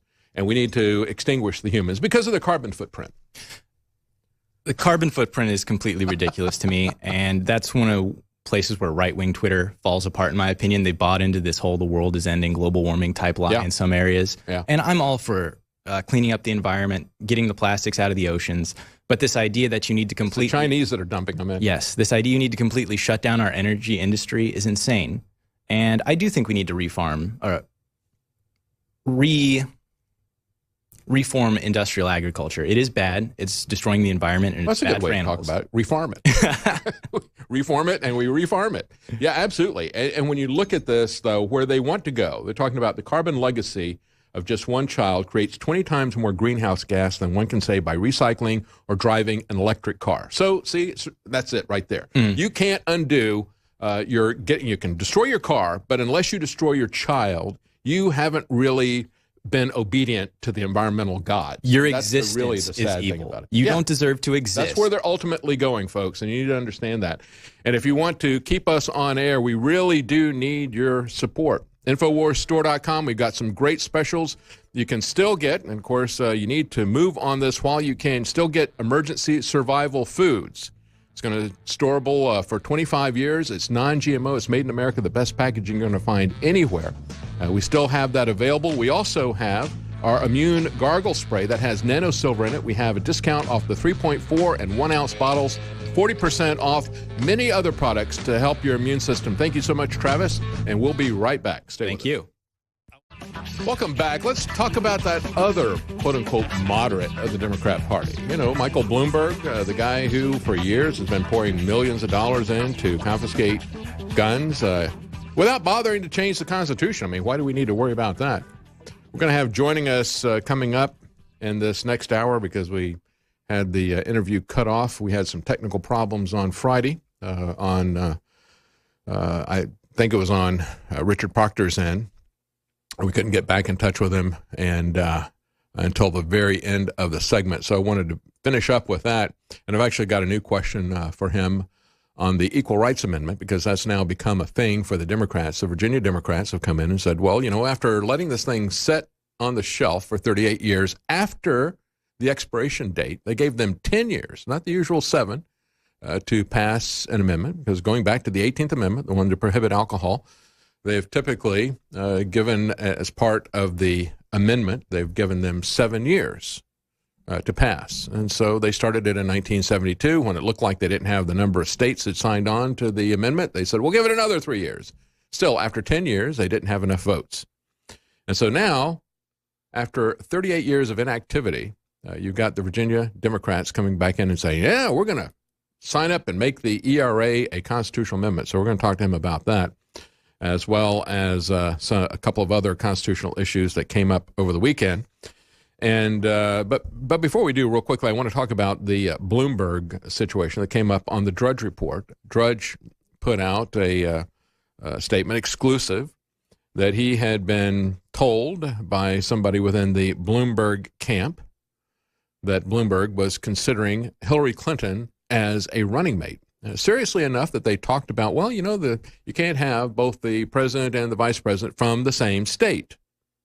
And again, that goes back to the Electoral College. We've talked about that with Richard Proctor, how initially the president really they didn't have anything to do with a popular vote. You had Electoral College people who were selected by the states when the states had power, just like the states had originally selected the senators to represent them. They also selected the electors for the college, Electoral College. And they would submit names, and they would have to pick one name that was not from their state. And it is a requirement that you can't have the president and the vice president from the same state. And so they said, well, Bloomberg could change his residency to another state. I guess Hillary doesn't want to move out of New York. She loves it too much. And so there were these kinds of discussions, but they immediately came back and said, oh, no. We're not serious about that. Maybe what happened was somebody started pointing out to Bloomberg that he did not want to put himself in the position where he was the only thing standing between Hillary Clinton and the presidency.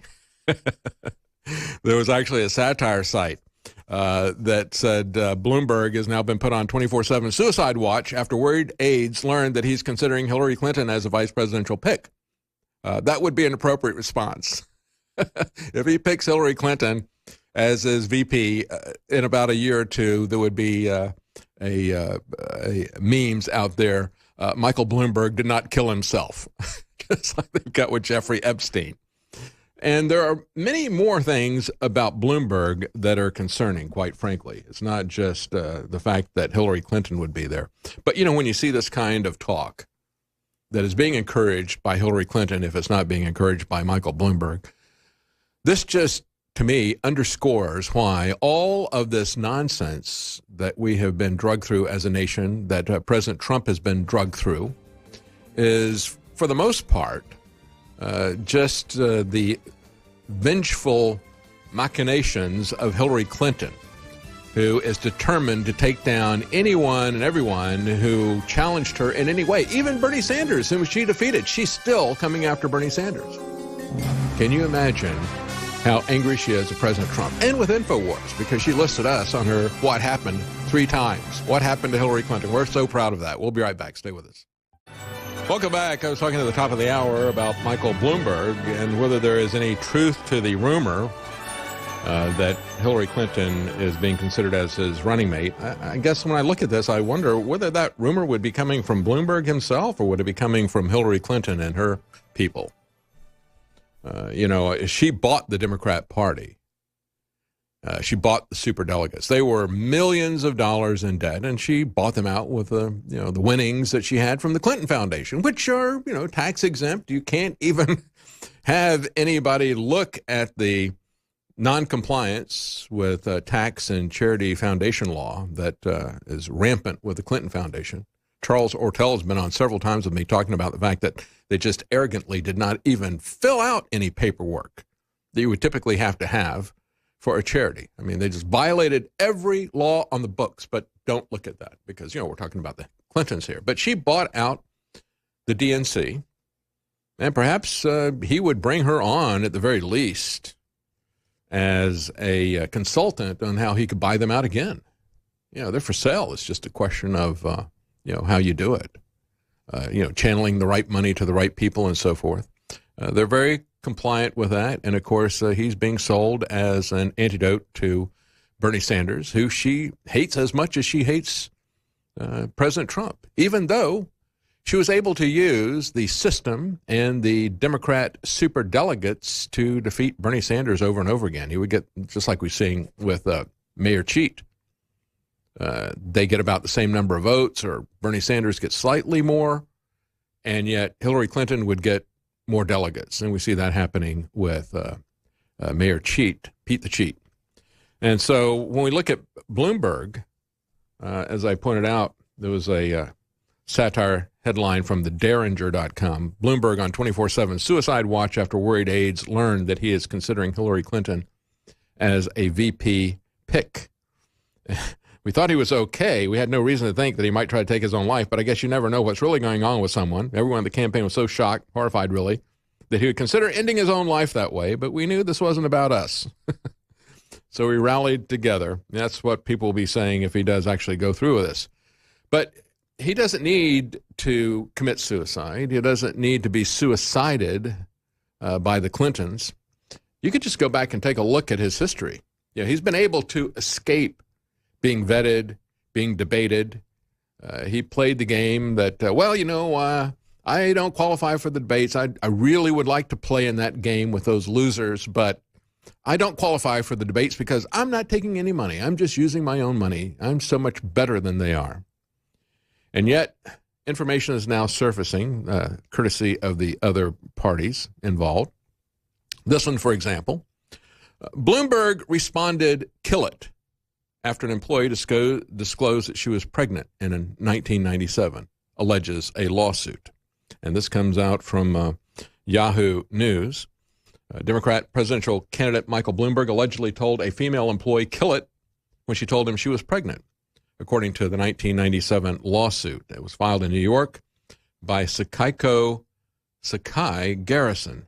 And it alleges that Bloomberg followed up his first remark with another offensive comment. "That's great. Number 16, apparently referring to the number of pregnant employees on his payroll. Now, think about this, women.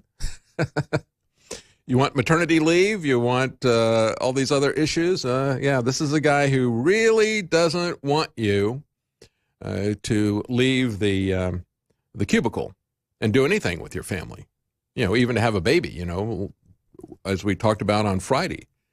What is being pushed out there now is the idea that you just need to get back to work. Those people in Australia mocking that mother, who, by the way, was working with her husband. The two of them had a business, and the two of them worked together. I did that for years with my wife, and that is not somebody who is slacking off and doing nothing. Being a stay-at-home mom, not being involved in a business, is not doing nothing. That is a very, very important job. It is the most important job. That's why they don't want you doing it, as they don't want the mothers doing it. They want to do it themselves in the institution. They wouldn't be fighting so hard to get mothers to go to work in a cubicle and abandon their children to child care or to the schools or whatever, in the vain hope that they're somehow going to get ahead economically, because they've basically taxed that away. In the 1950s, that they tell us was just this horrible time and it was an aberration and so forth, the average family of four with a median family income paid 2% in taxes. That doesn't happen today. Instead, they're going to charge you anywhere between 25 and 30% of your income. And by the time you look at that and you look at the expenses involved in, wardrobe and commuting expenses and so forth for a second person, and then child care expenses, they say, oh, no problem, we'll take care of your child for you, because the most important thing for the government is to make sure that they are the ones who are raising your kids. They are going to instill their values from before kindergarten. Just remember, kindergarten was the idea of Germans, these people who gave us the Nazis, right? mandatory, compulsory schooling, state schooling, paid for by taxes. That was a German idea. And then they wanted more of that, so they came up with kindergarten. You know, the Germans have been absolutely ruthless in coming after anybody who tries to homeschool in Germany. They absolutely hate that. They want to be the ones to raise your kids. And, you know, you need to understand the agenda behind this. It is Hitler Youth attitude. Get the kids at an early age. And this goes back, every tyrant knows this. This goes back to Plato's Republic. You know, make sure that they don't know who their parents are, was his ideal situation in his republic, so that they would not be bound to anyone other than the state. It was repeated in Brave New World, Aldous Huxley. He said, yeah, we'll keep them drugged up and, free sex so they don't know who the parents are, and we will raise them, and we will even stratify them as they are being artificially grown in the labs. You know, they just added a layer of technocracy, is what Brave New World did.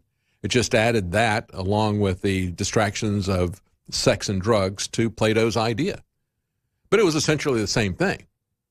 You know, they would deprive the babies that they're raising in artificial wombs, they would deprive them of oxygen so they could stratify them into the different worker bee categories, just like Huxley wanted to do. But yeah, going back to Bloomberg, the lawsuit said sexual harassment and sexual degradation of women at Bloomberg was pervasive. This woman, who now lives in Seattle, achieved the #1 ranking as the regional sales manager at Bloomberg's company, where she worked from 1989 to 1995, and then she was let go. And so she sued because she believed that it had to do with the comment that he made, just kill it. The suit also accused Bloomberg of making racist remarks as well, including calling Mexican clients jumping beans and telling a female employee who needed a nanny, all you need is some black who doesn't even have to speak English to rescue it from a burning building. What does it mean by, that's just bizarre. But this guy, one of the richest men in the world and one of the most arrogant, elitist authoritarians in the world, and a totalitarian, because he wants to tell you every detail of your life. We've played for you the clips where he says, yeah, I'm taxing the poor for their own good. I'm going to tax what they eat. I'm going to take away their guns for their self-defense, up against the wall, take their guns. I'm going to tax their food to stop the sugar because, they'll live longer if I take that away because they're just too stupid to make decisions about their life. This is Michael Bloomberg. He would be a perfect running mate for Hillary Clinton, as I think about it. The two of them share all the same beliefs and attitudes toward the rest of us deplorables, don't they? Yeah, up against the wall, deplorable. Give me your money. Yeah, that's the attitude of Bloomberg and Hillary. Boy, I tell you what, birds of a feather. All right, we've got to take a quick break. We're going to be right back with Richard Proctor, and we're going to talk about the ERA. How are they trying to revive this zombie amendment? And can they? Well, of course, they can do anything they want, I guess. Doesn't have to be in the Constitution. We'll be right back. Welcome back. We were talking to Richard Proctor last Friday and wanted to get into the Johnson Amendment. And in that last segment, we lost contact with Richard, so I wanted to get him back on to finish that discussion. But in the meantime, we have this push for the ERA that is coming now out of the state of Virginia. The House of Representatives in the state of Virginia passed a resolution last Thursday. I talked about it briefly. I want to talk about it a little bit more. That would ignore the 1982 deadline for the Equal Rights Amendment, an amendment to the Constitution. They had a 232 to 183 vote, almost completely along partisan lines, writes the New American, except for 5 GOP House members who also sided with Democrats on the vote. So I wanted to talk to Richard Proctor about this process. How do we get an amendment? We talked about the power of the vice president last Friday, how the vice president, as the president pro tem of the Senate, really has some unused power to stop bad bills, and it's not being used by the vice president. It hasn't been used by anyone, but that's what's in the Constitution. Basically, the Speaker of the House can shelve legislation, and so can the vice president. But so many times we see the government is usurping power. But here is power that's just laying on the table that's not being used to stop the spread of government. And so it's a shame to see that that is happening there. But we're going to talk about that a little bit more in the next segment. But before we do, Richard, thank you for joining us. Oh, it's good to be here again. That Friday event, I lost my phone all day. I didn't get back on the phone until 7:30 at night. Something happened, and each time I called in, they said, "Oh, 270, you had an outage in 270," and that's my address, 270. Wow. I guess maybe we got on a topic that was really kind of in the center of things. I mean, quite frankly, that would be what you were talking about is a very, very powerful way to nullify the expansion of federal power. We talk about the 10th Amendment many times, but there are also other devices that are not being used. And in the meantime, we let the Supreme Court and federal bureaucracies usurp power that they don't have. Oh, we do it all the time. But in fact, there's no rule in the Constitution that says that the Speaker of the House and the Senate pro tem, President pro tem of the Senate there's no rule that says that they have to put everything on the board. I mean, that's a rule of the organization. So they just do what they want. Those two offices, those two places are the most powerful places in Washington, D.C. Yeah, absolutely. Let's talk about the ER thing, because this is coming back, and it's, I think, an extension of the Equality Act that is a sweetheart piece of legislation for the Democrats. It's their Valentine to the LGBT community, because with the Equality Act, the so-called Equality Act, they will make things like gender, as you imagine it, as a psychological construct. They will make that equivalent to physical things like sex and race in terms of discrimination. And, of course, the agenda behind that is very clear. It's the entire LGBT transgender tyranny that we have seen over the last years. But I think the revival of the ERA is an attempt to go to the next level, to impose that via a constitutional amendment.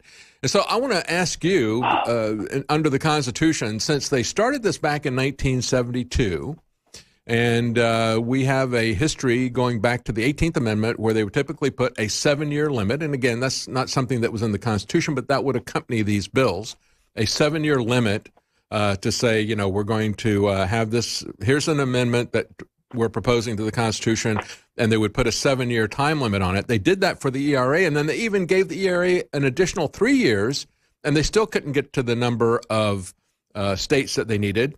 And so that expired 38 years ago, but now Virginia and others are coming back saying, we want to pass it when we didn't do it 38 years ago. There's nothing that says they can't bring it back in again. It's an amendment that can be done. I mean, the 25th, I think it was the 27th, didn't even, it was presented as a Bill of Rights, but wasn't passed, so they brought it back in later on. But, this idea of everybody being equal, that's not a Declaration of Independence idea. That's right. It's not culture. It's not proper. It's not natural. Everything about it is wrong.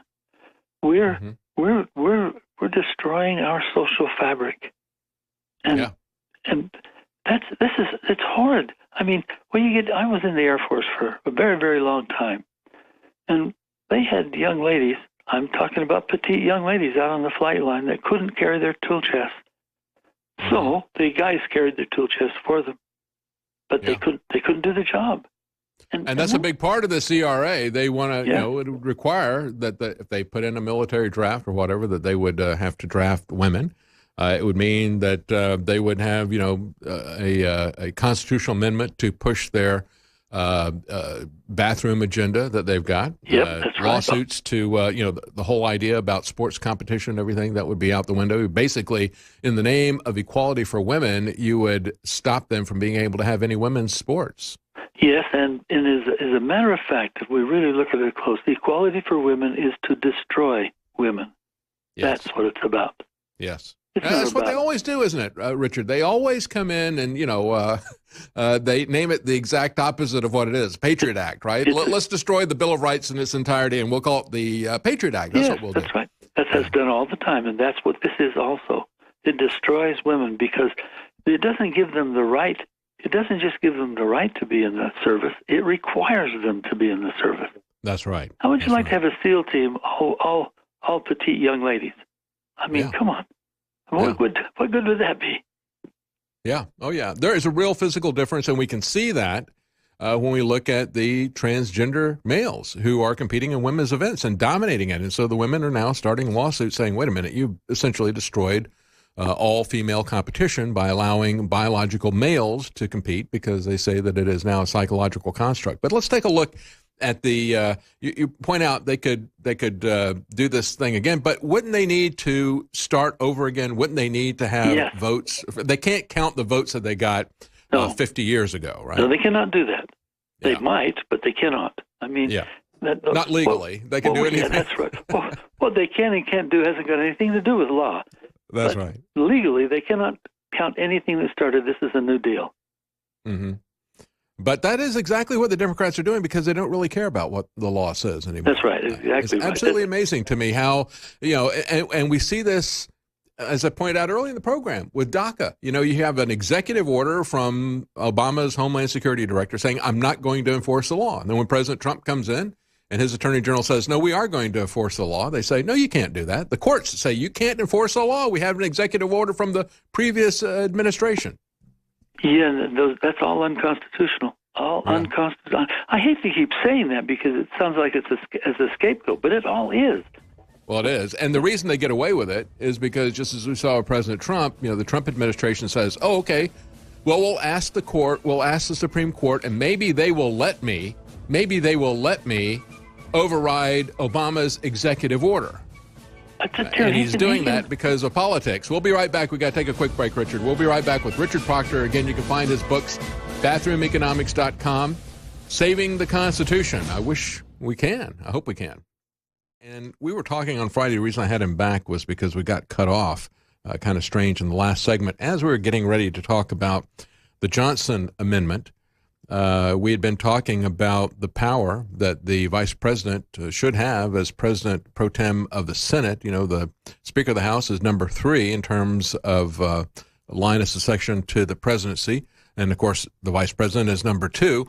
Both of them in their roles as Speaker of the House in the House and the vice president as president pro tem of the Senate, they both have the ability under the Constitution to stop bills from coming before the body.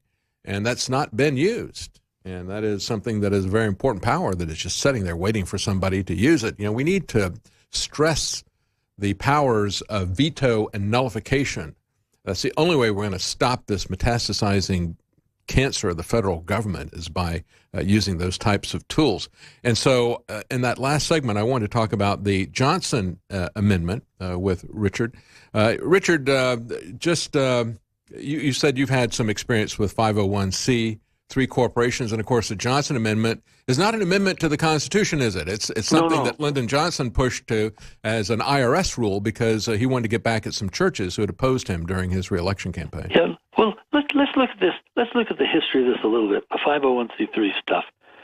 Back in the Revolutionary War, they had what they called the Black Regiment. Now, that didn't have anything to do with color of skin. That was to do with the robes of the ministers. That's right. And they were the Black Regiment. And these people spoke from the pulpit and encouraged liberty and encouraged people to understand freedom and help them understand these things. It was a political movement from the pulpit. That kind of thing got in the way of laws regularly and re-election things and stuff like that. So Johnson, in his wisdom and in his fairness, decided he wanted to protect the churches from taxes. Oh, yes, let's make sure you're protected. Now, I know that you don't have to pay taxes now, but maybe somebody in the future will cause it so you have to pay taxes. So let's defend you. Let's help you. Let's keep you untaxed. And so they put in the 501c3 as a law now, not a amendment. That's a law. The 501c3 is a paragraph in the IRS code. And so what they said was, if you guys want to be protected, never have to pay taxes, then you join up as a 501c3, and then you'll be protected, and you don't have to ever pay taxes again. Well, they never paid them before, but now they're going to codify it into law, and they did. Yeah, they turned it into a government-granted privilege. Yes, that's right. Yeah. And then what happened you see, there's just a caveat. Every time the government can give you something, they take something away. It's a part of the deal. Anyway, so what happened is, here we go, and they say, oh, and by the way, since we're giving you that privilege, we will preclude you from talking about anything political. And it immediately evolved into, if a church that's a 501c3 corporation ever says anything negative about any policy of the federal government, period, they can have their 501c3 status stricken. Now, I don't think that's happened, but it's there to happen. It's always a threat. It all hangs over the pulpit, and their free speech, their opportunity to even be free to speak freely, is gone. Now, well, it's just they can intimidate people from using their freedoms, and they do it that's all really the time. What they're doing. All the time. And that's why they take high-profile individuals like Alex Jones and boot them off of social media, just so that you understand that you are being watched, and you better watch yourself. You better police yourself. And that's exactly what they've done. Now, we see liberal politicians going before churches all the time, particularly black churches, and they don't have any problem with that. And so a few years ago, Richard, there was a group called, they organized Pulpit Freedom Sunday, and at first they had, I think it was 3 different churches. They talked specifically about politicians. They said, look, this guy out here is absolutely for unrestricted abortion, and this other candidate isn't. And I'm telling you that you need to vote for candidate A and not candidate B. And they taped those messages and sent them to the IRS and said, do something about it. They challenged them under the Constitution. And you know what the IRS did? Nothing. And then that has grown to hundreds to thousands of churches who have been doing that over the last several years, and not a single one of them has ever, they've even called the IRS up and challenged them to knock that chip off their shoulder. And the IRS won't do that. And that's a good thing they won't, but it is in the law. They can. Yeah. They can. And because they can, of that, and then that would bring up what they want is they want a public fight to say you can't control the First Amendment. Because, in the First Amendment we have not only speech, which is especially political speech. That was what was, when they're talking about speech, that was what was going to be shut down by the government.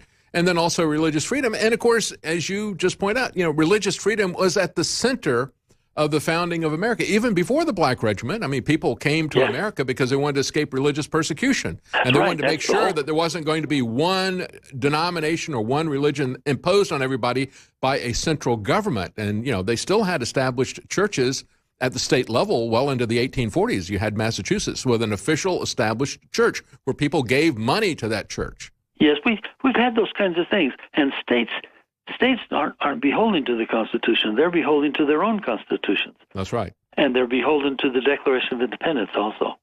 But the point here is that these people that want to control us always look for ways to do it. It's a control factor, and it's a nose in the tent flap. If I can get one thing, I can get something else, and then something else, and then something else.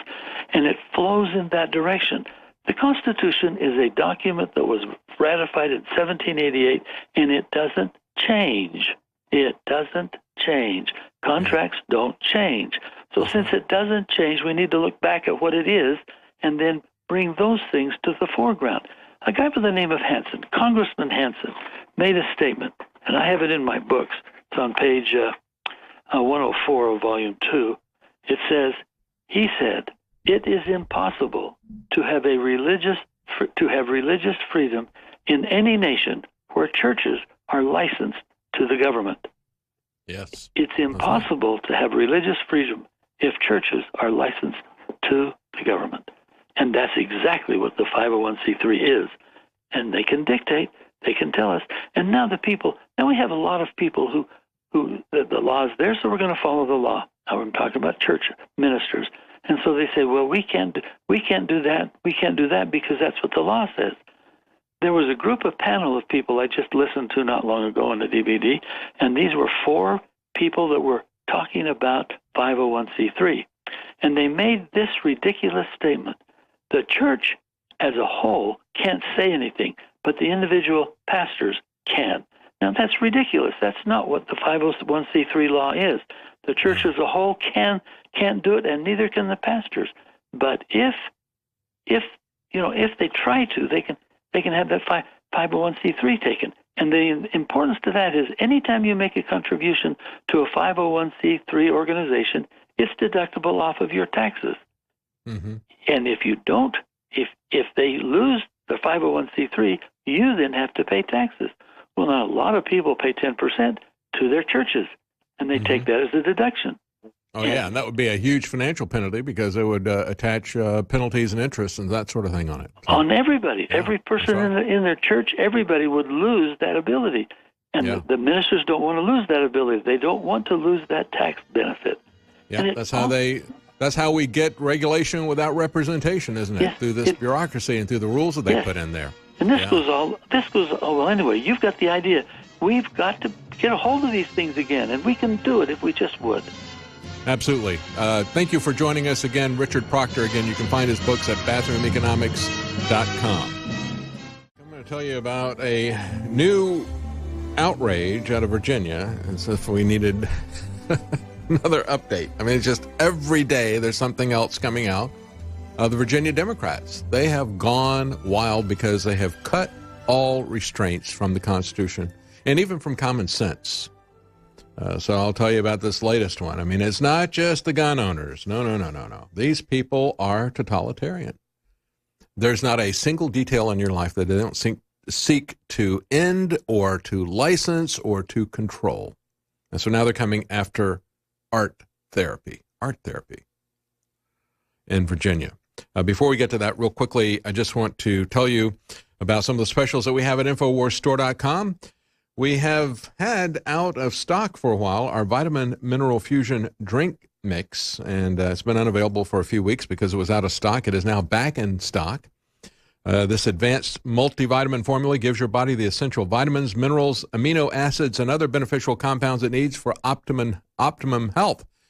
And you need to be making your body healthier. That's your best defense against any kind of sickness, whether it is the coronavirus or the flu season or just anything that you come in contact with. Your best defense is going to be a healthy body, a healthy immune system. And so you want to make sure that you've got multivitamins, you've got minerals, amino acids. I like to take my vitamin supplements by a drink format whenever I can because I don't like to have to swallow a lot of pills. And so the ones that I can get in terms of something that I can do as a drink mix, I'm all for that. And along with that, we have Ultra 12, our vitamin B12 formula. That's also in a liquid form. And that also is the most effective. It is an expensive form of vitamin B12, but it is the most effective form of B12, methylcobalamin. And our Ultra 12 will shock your system and give you the energy that you need. Now, you can get either one of those 40% off, or you can get them together, Vitamin Mineral Fusion Drink Mix and our Ultra 12 Vitamin B12. You can get them 50% off when you purchase them together. Take a look at the products that we have at InfoWarsStore.com. Don't forget the Immune Gargle Spray. We have that discounted in some sizes, as well as the storable food. You need to make sure that you are prepared for anything because you never know what is going to be coming your way, natural or man-made. InfoWarsStore.com. We really do appreciate your support. Now, I was talking about Virginia. The latest coming for Virginia, they're going to require a government license for art therapy because everything is a privilege, right? Work is a privilege. You get a business privilege license because, work is a privilege, having a business is a privilege. Welfare, on the other hand, is a right. And they're going to give you that welfare by taxing the people who come to them for privileges. Based on a study, writes Reason Magazine, based on a study that cites potential dangers such as sharp edges on scissors, toxic chemicals, and glue. Yeah, don't run with those scissors. State lawmakers in Virginia are on their way to approving a new licensing law to cover art therapists. Now, I'm not even really sure what art therapy is. I don't know how you get there. Is that a therapeutic effect of actually doing art, of making projects or something? Why do you need permission? No word on whether kindergartners will continue to be allowed to use these tools that in the hands of unlicensed adults apparently constitute a risk to public safety. The Virginia State Senate voted, listen to this, unanimously. That means the Republicans were in on this as well. Because, folks, as I pointed out last week, we've got Republicans in the U.S. House that are now pushing their own version of carbon taxes for climate change and so forth. Yeah, it's not taxes. They're going to incentivize certain people, but they've joined into the UN agenda. Let's plant 1 trillion trees. And so it's going to cost you money, and it's going to cost you freedom. And they're doing things for which they have no authority, no power. And that's Republicans pushing, now signing on to that radical, idiotic climate change agenda, virtue signaling to the electorate. Instead of challenging this, instead of being leaders, they're wetting their finger, sticking it in the air and saying, oh, I'm getting a lot of hot air coming from people like AOC and Bernie Sanders, so I better do something and start talking about carbon this and carbon that. And it is a UN agenda. All of this stuff is a UN agenda. But I mean, specifically the 1 trillion trees, that is a UN agenda. But it's all part of the bigger agenda, the UN 2030 agenda, to lock us into the cities. No more about that. Let's just talk about this art therapy thing that was passed unanimously by the Senate in Virginia this last week. It'll create a new license for art therapists, but it's silent on the requirements of what you have to do to get a license. I'm assuming that it's going to be paying some money to some government agency. Instead, the legislature intends to offload those details to the newly created board, a board that will be staffed primarily by practicing art therapists. So, well, they will then, guess what they will do? They'll put in some requirements that'll make sure that their competition is limited. That's exactly what always happens with these privileged license things. And the other aspect of this that we see being repeated over and over again is the fact that the legislature is going to create this and then leave the details up to this newly created board, right? It's what Nancy Pelosi said about the health care thing. Well, we're going to have to pass it to find out what's in it. Everybody thought that was idiotic, that it made no sense, because most people, including virtually all Republican commentators and conservative commentators, even the libertarian, they didn't understand the fact that our country is being run by bureaucrats, the people who write the laws, just as we were talking in the last segment, Richard Proctor, about the Johnson Amendment and so forth. That was created by the IRS. The bureaucrats of the IRS, they would write the rules. And so what Nancy Pelosi was saying, well, we're going to create this bill, and then we're going to pass that off to a regulatory agency, and they will fill in the details, and we'll find out how this is going to work. Because the legislators, even though they got a bill that is thousands of pages long that they don't read, that doesn't really have any of the details in it. The details are created by an unelected bureaucracy. That's why Rand Paul every year has introduced the RAIN Act, to rein in this unelected bureaucracy that stays there from administration to administration. They write the laws. They call them rules, but they write the laws. And as I pointed out at the beginning of the program, when we talk about people confiscating cash and so forth, they are able to take cash because they pretend that it is a violation of a rule. And if it's a violation of a rule, it's not a crime because you didn't break a law. You broke their rule. And if you break their rule, just like when you're dealing with the IRS, you don't get any presumption of innocence, and they can take your property without convicting you of anything. And then you have to sue them in order to get it back. Which brings us to this case in Tampa. Government agents seized $181,500 in cash at the airport, and they won't give it back. This is a Florida trucking company suing two federal agencies because they all work that way now. It's not just the IRS, but it's every agency works that way. Homeland Security and U.S. Customs and Border Patrol. In September, the company gave an employee, Boris Nullman, $191,500 and a plane ticket to Cleveland to purchase several big trucks. When the cash in his carry-on bag went through a TSA scanner, the agents pulled it aside for an inspection. He was later allowed to leave, but only with $10,000 of it. Now, why did they do that, right? If it's dirty, why wouldn't they keep all of it? Oh, here, we'll give you 10 and we'll keep the rest of it. He never went to Cleveland to buy the trucks because he only had $10,000, not the nearly $200,000 they started out with. The lawsuit, and listen to this, the lawsuit says an agent gave him a receipt to document the $181,500 that they were keeping. But now the federal agencies say only $159,950 was confiscated. That's $21,550 less than what the company says was seized. So I guess I just kind of walked out the door with some of these TSA agents. Is that what really happened with it? The company said this is legitimate money. And as I said earlier in the program, if anything in you wells up and says, well, why do you have to pay cash for trucks? Well, the answer to that is why not? What is wrong with that? As a matter of fact, the guy said, look, it's not a crime to do this.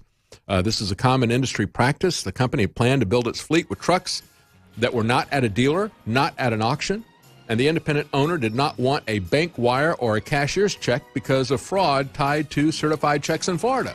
So they had a deal on these things. The guy says, well, I've had a lot of problems with fraud and bank fraud out of checks in Florida, so you come here and give it to me in cash or not at all.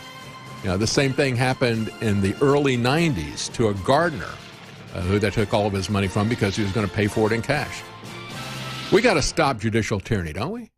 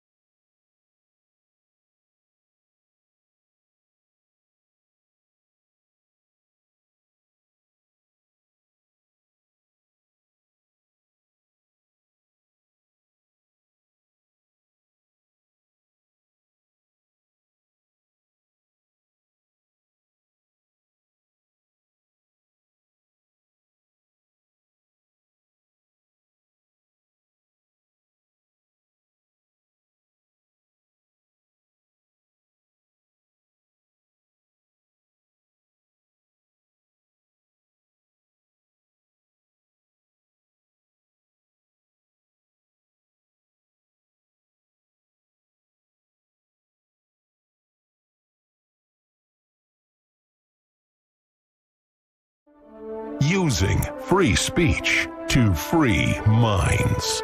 It's the David Knight Show.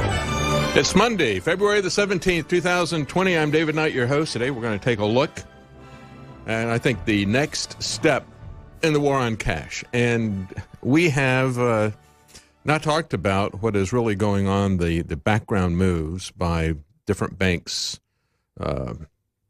We've had Jamie Dimon, who was one of the most outspoken critics of Bitcoin, and that was when it had its big run-up prior to the point where they put it on a market where they could blow it up because it's got a very small market cap. And so it's very easy for these large financial centers to be able to manipulate something when it's got such a small market cap. And but he was trash-talking it in the lead-up to putting it on a commodities exchange where it could be manipulated by the big movers and shakers.